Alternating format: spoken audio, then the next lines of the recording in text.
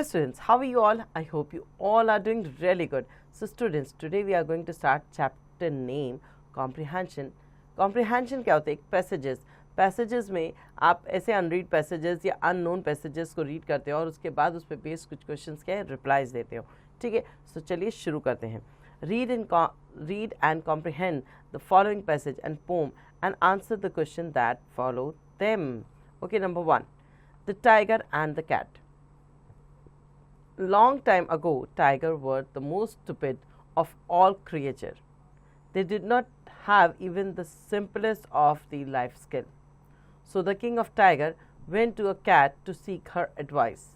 The cat started giving the tiger some lesson in life skills. The cat taught the tiger how to stalk, crouch, pounce, and spring, and many more things. At last, the tiger thought that he had learnt everything. So he decided to practice his newly learnt skill. First of all, he practiced leaping. He, for a trial, pounced upon the cat, intending to kill and devour her.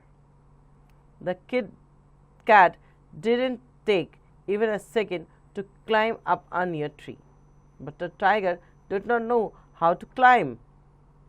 The tiger roared aloud, "Come down, cat, come down this minute." "No, never," replied the cat. "Thank God I didn't teach you everything I know. Otherwise, you would have to kill me even on the tree." So the tiger still doesn't know how to climb a tree. सो यहाँ पर एक बहुत interesting सी story है, छोटी सी एक part दिया गया है आपको, जिसमें एक टाइगर और कैट के बारे में, कि टाइगर जो थे बहुत स्टूपिड हुआ करते थे और उनको लाइफ की स्किल के बारे में कुछ नहीं पता होता था पहले. तो वो एक कैट के पास गया उसकी एडवाइस लेने. तो कैट ने उसे धीरे धीरे लाइफ के लेसन जो थे वो सिखाना शुरू किया. और सिखाते सिखाते एक दिन टाइगर को लगा कि अब उसे सब कुछ आ गया है. तो कैट ने बोला चलो ठीक है, प्रैक्टिस करके देखो. तो प्रैक्टिस करने के नाम पे टाइगर जो था वो कैट के ऊपर ही उसने हमला कर दिया और उसको मारने की कोशिश की. इससे पहले कि वो कैट जो थी उसके हाथ में आती, टाइगर के हाथ में आती, कैट क्या हुआ, कैट ने जो अपना नियर बाय ट्री था उस पर वो चढ़ गई. फिर टाइगर ने उसे रोर करके बोला कि अभी नीचे आओ इसी वक्त. तो कैट ने बोला कि मैं नहीं आऊँगी, अच्छा हुआ मैंने तुम्हें सब कुछ नहीं सिखाया, नहीं तो तुम तो मुझे इस पेड़ पे चढ़ के भी मार देते. और इस तरह से टाइगर आज तक जो है वो पेड़ पे चढ़ना नहीं सीख पाए. ओके, सो ये थी story. Now the assessment zone. Tick the most suitable option. Number 1, tiger were once the most stupid of all creatures and they had some life skill, didn't have a special skill, didn't have any life skill or knew every life skill. So the C option is the correct one, didn't have any life skill. ठीक है, यहाँ पहले का answer मैंने बता दिया, अब आप बाकी कर सकते हैं. उसके नंबर बी पे देखिए, find the word from the passage that mean the same as foolish और स्टूपिड. ये दोनों सेम वर्ड हैं, ठीक है, सेम मतलब है इनका. तो अब फुलिश के साथ, फुलिश के लिए जो पैसेज में सेम मीनिंग वाले वर्ड हैं उसके लिए आप यहाँ पर स्टूपिड लिख सकते हैं. वैसे अब आपको आंसर और जंप के लिए यहाँ पर वर्ड ढूंढने होंगे. नेक्स्ट आते हैं अर्ली राइजिंग अ जॉय. सुबह जल्दी उठना एक बहुत अच्छा या एक खुशी बात होती है. When I wake in the early mist, the sun hasn't yet shone. Everything is still asleep. I am awake alone.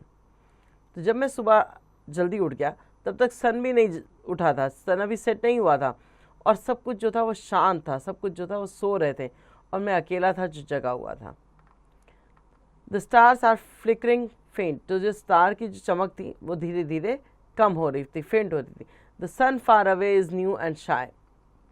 जो सन जो था वो बहुत दूर था और नया था और शर्मा रहा था. All the world sleeps quant except the sun and आई.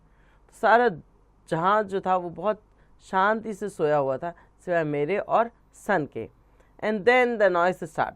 और फिर जो है नॉइस जो थी वो शुरू हो गई.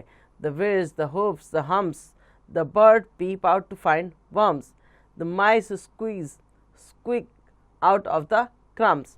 और अचानक से फिर सारी की सारी जो थी, जैसे ही सूरज उगता है उसके साथ सारे पंछी, जानवर, इंसान सब जो है धीरे धीरे जगना शुरू हो जाता है और अपने अपने कामों में लग जाते हैं. तो वही यहाँ पर बताया गया कि जैसे ही जो था सन और मेरे से और कोई नहीं जगा था, और फिर अचानक से नॉइज शुरू हो गए और सब जगकर अपनी अपनी आवाज़ें निकालने लगे, अपने अपने कामों में लग गए।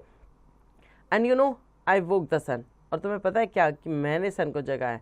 And kiss the star good night, और स्टार्स को गुड नाइट किस दी। The mum gave me a delicious one, और मेरी मम्मी ने मुझे एक डिलीशियस बन दिया। And a Cadbury choco bite, और एक कैडबरी चोको बाइट भी दी। सो ये थे एक बच्चे की इमेजिनेशन या एक बच्चे की पोम, ठीक है। Now the assessment zone, complete the summary by choosing from the poem one appropriate word for each blank. When the poet wake up early morning, everything is still sleeping. The stars flickering faint and the sun is, यहाँ पर आप इसको कहाँ से ढूंढेंगे, इसको आपको सारों को ढूंढना कहाँ है, इस पोएम के अंदर से ही ढूंढना है। जैसे मैंने आपको बताया, तो मैंने पोएम के अंदर से जब पोएम पढ़ी थी तो उसी में से ये सारी चीज़ें फाइंड आउट करके यहाँ पर लिखी हैं। अब आगे आते हैं नंबर बी पे, find from the pome rhyming word of the following word. Rhyming word का मतलब होता है एक जैसे मीनिंग वाले नहीं, एक जैसे साउंड करने वाले। शोन, अलोन, फेंट, क्वांट, ठीक है, शाय, आय, इस तरह से। तो यहाँ पर आपको दिया गया शोन, फेंट, शाय, सन। तो इसमें से तीन का तो मैंने बता ही दिया, अब सन का आपको खुद से ढूंढना है, ठीक है। नंबर थर्ड पे आते हैं, गॉड द इनविजिबल फोर्स। यहाँ पर अब हमारे पास थर्ड स्टोरी में है क्या कि एक इनविजिबल फोर्स है। कौन? God. A man named Smith was standing on the roof of his house during a flood, yet the water reached up to his feet. Before long, a fellow in the cannon paddled fast toward him and shouted, "Can I give you a lift to some higher place?" "No thanks," said Smith. "I have faith in the Lord, and he will save me." Soon, the water rose to Smith's waist. At this point, a motorboat pulled up, and someone called out, "Can I give you a lift to some higher place?" "No thanks," and said Smith. "I have faith in the Lord, and he will save me." Later, a helicopter flew by, and Smith was now standing on the roof with water up to his neck. "Grab the rope," yelled the pilot. "I will pull you up." "No thanks," said Smith. "I have faith in the Lord, and he will save me." Ultimately, the flood water fumed, and Smith was drowned. He went to his heavenly abode. There he met his Maker and complained about the turn of event. "Tell me, Lord," he said, "I had such unshakable faith in you. Why did you let me down? Tell me why." The Lord replied, "What more did you want from me? I sent you 2 boats and a helicopter." यहाँ पर बताया गया कि God जो है वो एक invisible force है। अगर आप उस पर विश्वास रखते हैं तो वो आपकी मदद ज़रूर करता है, मगर ज़रूरी नहीं है कि वो भगवान के रूप में आकर ही आपकी मदद करे, वो इंसान के रूप में आकर भी आपकी मदद कर सकता है। तो यहाँ पर बताया गया कि एक आदमी था स्मिथ, जिसको भगवान पे बहुत भरोसा था। तो एक बार फ्लड आया घर में, तो वो अपने घर की छत पे जाके खड़ा हो गया। तो एक आदमी जो है वो पैडल बोट लेकर उसके पास आया और उसने बोला कि क्या मैं आपकी मदद कर सकता हूँ, मैं आपको कहीं ऊंची जगह पर पहुँचा देता हूँ। तो उसने बोला नहीं। स्मिथ ने बोला नहीं, मुझे ज़रूरत नहीं है, मेरा भगवान पे विश्वास है, मेरा भगवान मुझे बचा लेगा। फिर स्मिथ जो था वो वहीं खड़ा रहा और पानी जो है वो बढ़ता बढ़ता उसकी कमर तक आ गया। कमर तक आने के बाद उसने देखा कि एक बोट उसके पास आई, वो भी मोटर बोट, और उसमें से भी एक आदमी ने उसे बोला कि आइए मैं आपको लिफ्ट दे देता हूँ, किसी ऊंची जगह पे पहुँचा देता हूँ। उसने बोला नहीं, मुझे ज़रूरत नहीं है, मेरा विश्वास है मेरे भगवान पे, मेरा भगवान मुझे बचा लेगा। फिर पानी जो था वो और बढ़ गया। बाद में एक हेलीकॉप्टर आया, उसने एक रस्सी फेंकी और उसको बोला स्मिथ को कि इस रस्सी को पकड़ लो, मैं तुम्हें खींच के ले जाऊंगा। पायलट ने ऊपर से चिल्लाया। तो वहाँ जो स्मिथ था उसने बोला कि नहीं, मुझे इसकी ज़रूरत नहीं है, मेरा भगवान जो है वो मुझे बचा लेगा। अल्टीमेटली क्या हुआ, फ्लड इतना हो गया कि पानी बहुत ज़्यादा बढ़ गया और अब स्मिथ जो था वो उसमें डूब के मर गया। तो जैसे ही वो भगवान के पास गया, वहाँ पहुँचा, उसने भगवान से बोला कि भगवान, मुझे तो आप पे इतना भरोसा था, मगर आपने तो मुझे बचाया ही नहीं, मैं डूब गया, मर गया, तो बताइए ऐसा क्यों हुआ। तो भगवान ने बोला कि तुम क्या चाहते हो, मैंने तुम्हारे लिए 2 बोट भेजी, एक हेलीकॉप्टर भेजा, और उसके बाद भी तुम उसमें नहीं चढ़े, तो इसमें मेरी क्या गलती। तो ये था भगवान जो इनविजिबल फोर्स जो है उसके बारे में बताया गया कि कैसे भगवान आपकी मदद करता है, मगर आप बार बार अगर डिनाई कर रहे हैं उस मदद के लिए, तो फिर भगवान भी क्या कर सकता है। Now the assessment zone. A, tick the most suitable option. Number 1, Smith was standing on the roof because there was dash in the area, a fire, a storm, a flood, or none of these. A flood, इसमें आप C option पे टिक करेंगे, ये इसका सही answer है। बाकी आपको खुद करने हैं। नेक्स्ट आते हैं नंबर बी पर, find word from the passage that are the antonym of lower. Lower antonyms का मतलब होता है ऑपोजिट। लोअर का क्या था कि यहाँ पर उसको बार बार पूछा जा रहा था कि मैं आपको किसी हायर प्लेस पे ले जाऊँ, लोअर का एंटोनिम होगा हायर। ओके, इसी तरह से आप उसका बाकी किल और ड्रॉट का जो एंटोनिम है वो यहाँ फाइंड आउट करके लिखेंगे। नेक्स्ट आते हैं नंबर 4 पे, गौरी द मदर काउ। ठीक है, एवरीबडी कॉल्ड हर गौरी। एक मदर काउ थी जिसको सब लोग गौरी बुलाते थे। She came every Tuesday evening before sunset to stand with and nibble at his hair. The master stroked and caressed her and said, "How are you, Gauri?" Gauri simply bent her legs, drew back her tongue, and shook her head, ambled around him, and disappeared among the bushes, and she was not to be seen till next Tuesday. So Gauri एक गाय थी जो हर Tuesday को आती थी अपने मालिक के पास sunset होने के बाद, वहाँ खड़ी रहती थी, अपने बालों को निबल करती थी। उसके मास्टर जो थे वो उसका आते थे, सहलाते थे और उससे पूछते थे तुम कैसी हो गौरी, तो सिंपली अपने पैरों को झुका लेती थी, अपनी टंग को चाहे पीछे की तरफ और अपने शर्ट को जो है वो हामी में हिलाती थी। और हर ट्यूसडे को वो आती थी और उसके बाद जब ये उसके साथ ये सब हो जाता था, जब वो पूछ लेते थे, उसके बाद वो कहीं बुशेस में, झाड़ियों में खो जाती थी। उसके बाद वो अगले ट्यूसडे तक किसी को नहीं दिखती थी। The master disciple gathered a grain grass and rice to give her. So master जो थे वो उन्होंने उसके लिए अनाज इकट्ठा किया, घास इकट्ठी की, चावल इकट्ठे किए ताकि उसको दे सकें। But she refuse it all and took only the handful of grain and master gave her. उन्होंने वो सब कुछ मना कर देती और सिर्फ एक मुट्ठी अनाज लेके चली जाती थी।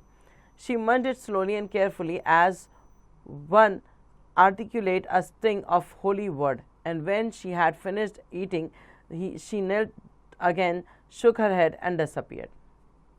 वो सिर्फ एक मुट्ठी अनाज ही खाती थी, बहुत स्लोली चबाती थी, ऐसा लगता था जैसे कोई होली वर्ड जो है वो बोल रही हो।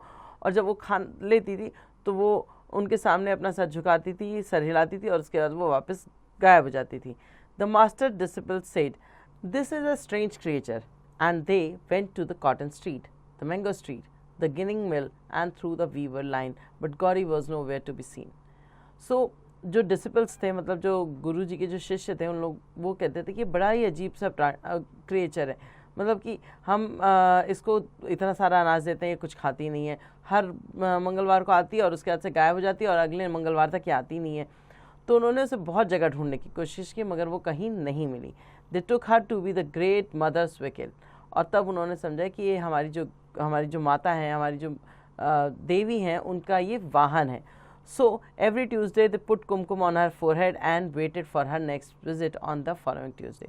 तो अब से जब से वो फिर आती थी तब उसके माथे पर एक कुमकुम का तिलक लगाते थे और फिर हर ट्यूसडे को उसके आने का उसका वेट करते थे, इंतजार करते थे कि वो उसका दर्शन कर सके। ना ये थी स्टोरी। अब इसका असेसमेंट जोन में देखिए, a choose a most suitable option to fill in blank. Gauri was a cow, ठीक है, सो यहाँ पर भी सी ऑप्शन ही आपको टिक करना है। नंबर बी पे आते हैं, find word from the passage that are the antonym of the following word. Antonyms का मतलब क्या है? ऑपोजिट। तो यहाँ लिखा है सनराइज, तो वो कब आती थी? रोज शाम को आती थी, है ना। तो यहाँ लिखा है इवनिंग बिफोर सनसेट। तो यहाँ सनसेट जो है सनराइज का ऑपोजिट है, जो आपको यहाँ पर फिल करनी है।